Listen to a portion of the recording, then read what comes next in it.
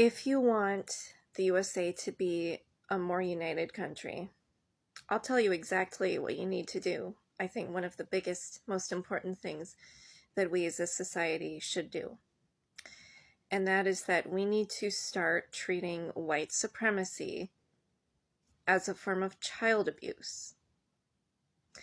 Not only when it is directed at and influencing Black children and children of color who suffer its abuses their entire life, but also when it is being taught to white children.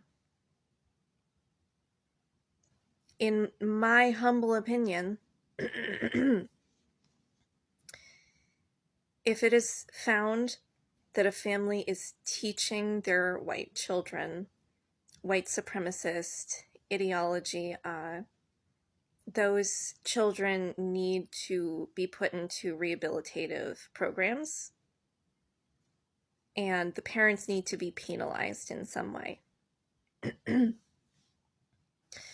This is a tricky subject because anyone who is familiar with child protective services knows that by and large they're a pretty shitty, dysfunctional organization that historically has abused and neglected children.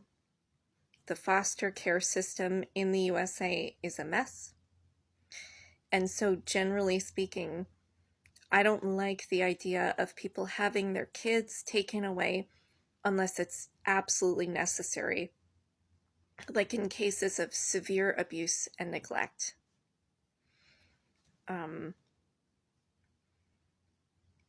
But I think so many of the problems that we're seeing in the USA today are because of adults, mostly white adults, who were raised on white supremacist ideology. They learned it from their parents and their grandparents. And it is a form of brainwashing. And to me, it's undeniable that those white adults, whether they realize it or not, they were abused as children. Even if their parents never hit them or never directly said something mean or abusive to them, teaching this hateful, destructive, pseudoscientific ideology is abuse. Period. End of story. And somebody needs to figure out a way to mitigate this. I saw another TikToker. He was a Black TikToker. Apologies, I can't remember what his username was. But he said, democracy doesn't work in the United States because we have a multiracial country and a multi-ethnic country. And he pointed to countries like Scandinavia, countries in Scandinavia, like Sweden and Norway. And he basically postulated that democracy works pretty well over there, and they get to have nice things like social safety nets because they're mostly white countries. And I think that makes a lot of sense. It seems like Switzerland is pretty similar. Switzerland has a direct democracy, or a semi-direct democracy. And they're a very wealthy country, very prosperous, mostly white.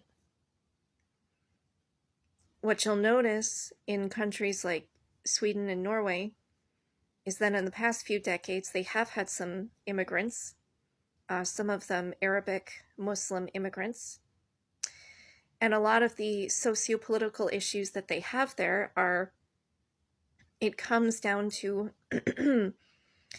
differing cultural values sometimes, but it also racism from Swedes and Norwegians towards the immigrants, the brown-skinned immigrants. And so it's not just Americans that are racist. There are racist people all over the world.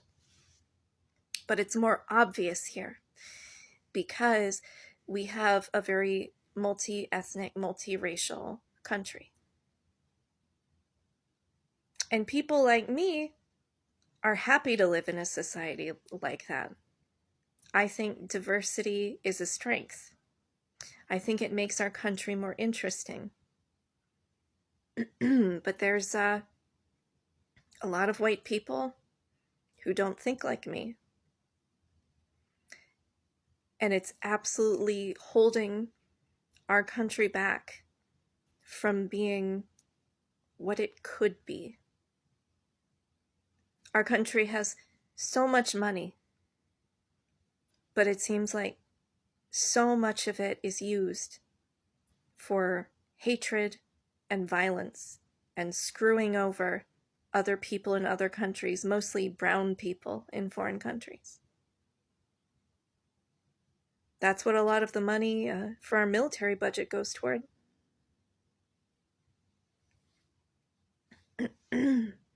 And make no mistake, these white children that are being raised on white supremacy, many of them go into the police force. Many of them go into the military.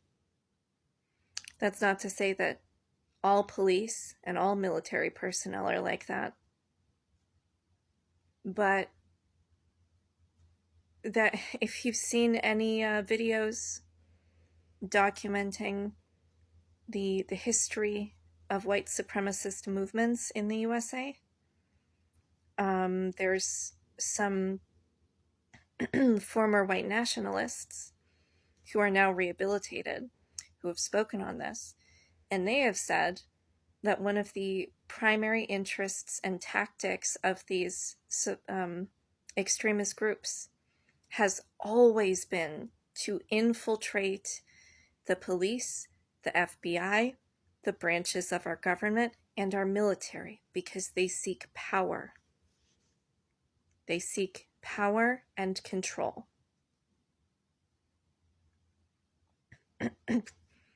And so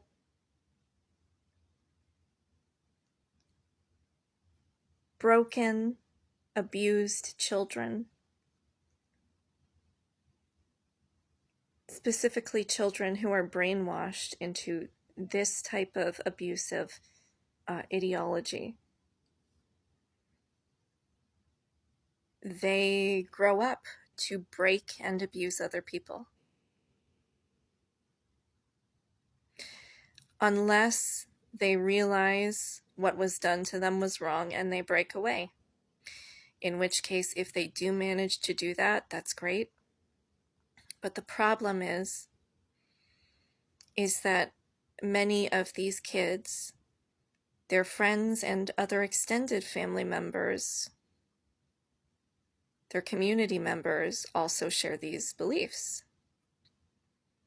And so typically to find any other sources of support that don't hold those beliefs, they have to travel.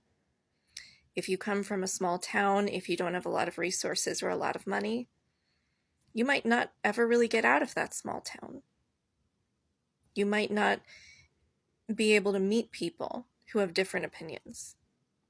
And you might not be able to build those networks of trust and support with people who are not white supremacists.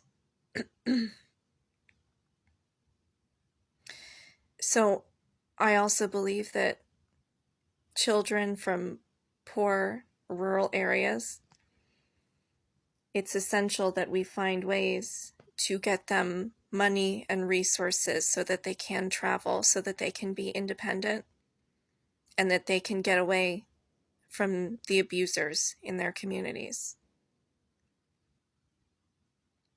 There's a lot of different tactics we could use to go about this. It doesn't have to be necessarily state policy, but let me know what you think in the comments, and like and share this video. Bye.